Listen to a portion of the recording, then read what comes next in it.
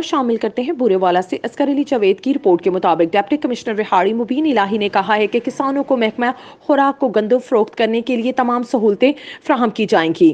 اس سلسلے میں کوئی کوتاہی برداشت نہیں کی جائے گی۔ ان خیالات کا اظہار انہوں نے گزشتہ روز بنی شیل گودام وہاڑی میں کسانوں گندم فروخت کرنے کے لیے باردانہ تقسیم کرنے کے افتتاحی تقریب سے خطاب کرتے ہوئے کیا۔ انہوں نے کہا کہ کسانوں سے 1800 روپے من گندم خریدنے کے لیے ضلع بھر میں 12 خریداری مراکز قائم کیے گئے ہیں۔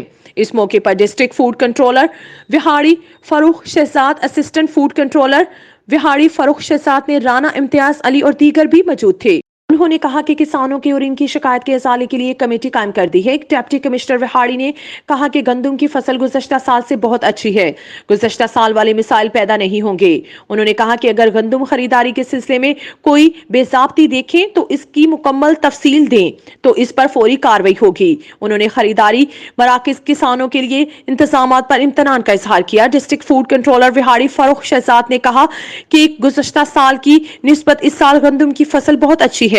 محکمہ خوراک گندم فروخت کرنے کے لیے کسانوں پر بھرپور مدد اور رہنمائی کرے گا۔ Assistant food controller Vehari Rana Imtiaz Ali نے گندم خریداری اور مراکز پر کیے انتظامات پر بریفنگ دی۔